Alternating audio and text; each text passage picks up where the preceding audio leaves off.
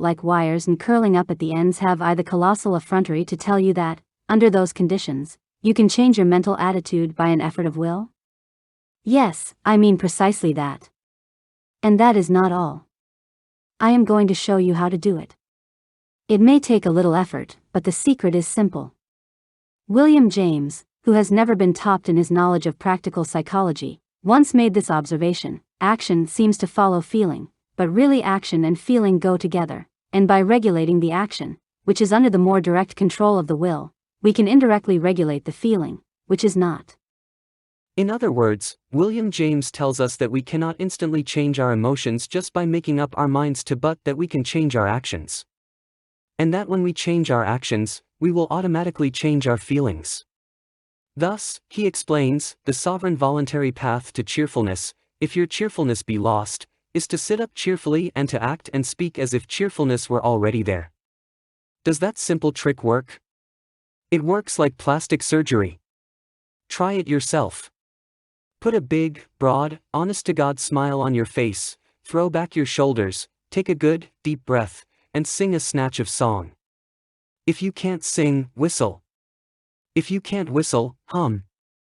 You will quickly discover what William James was talking about, that it is physically impossible to remain blue or depressed while you are acting out the symptoms of being radiantly happy.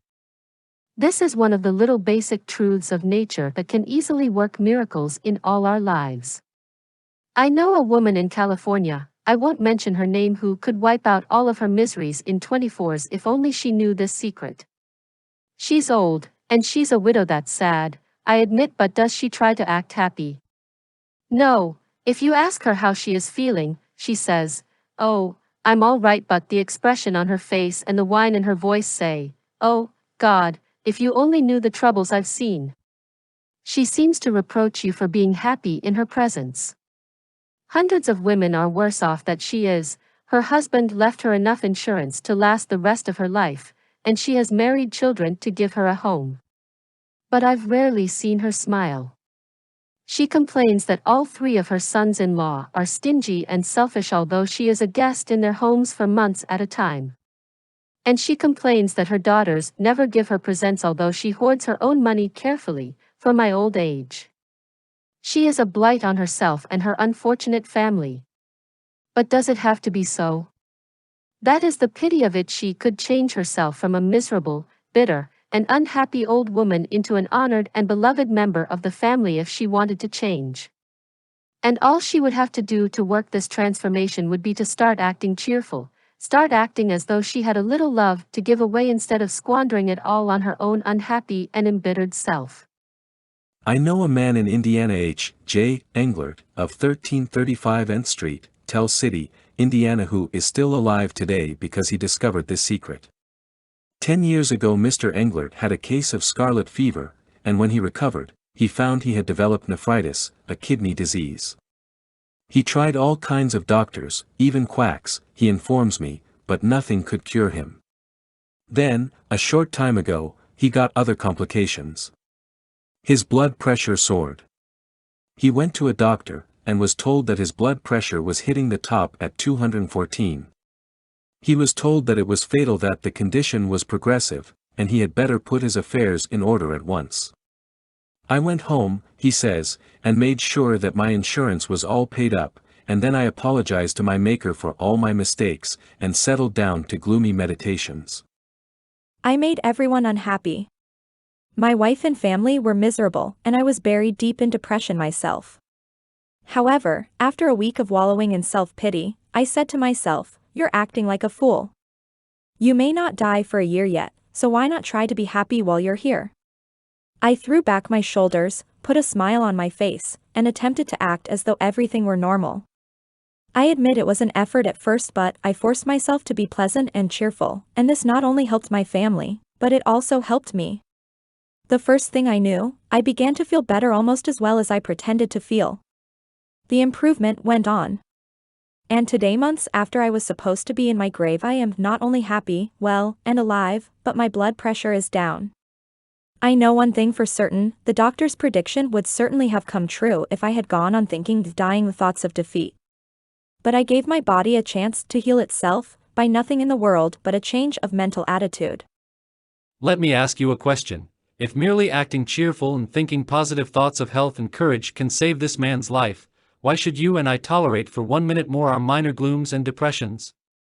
Why make ourselves, and everyone around us, unhappy and blue, when it is possible for us to start creating happiness by merely acting cheerful? Years ago, I read a little book that had a lasting and profound effect on my life. It was called As a Man Thinketh, by James Lane Allen, and here's what it said: a man will find that as he alters his thoughts towards things and other people will alter towards him. Let a man radically alter his thoughts, and he will be astonished at the rapid transformation it will effect in the material conditions of his life. Men do not attract that which they want, but that which they are. The divinity that shapes our ends is in ourselves. It is our very self. All that a man achieves is the direct result of his own thoughts. A man can only rise, conquer, and achieve by lifting up his thoughts.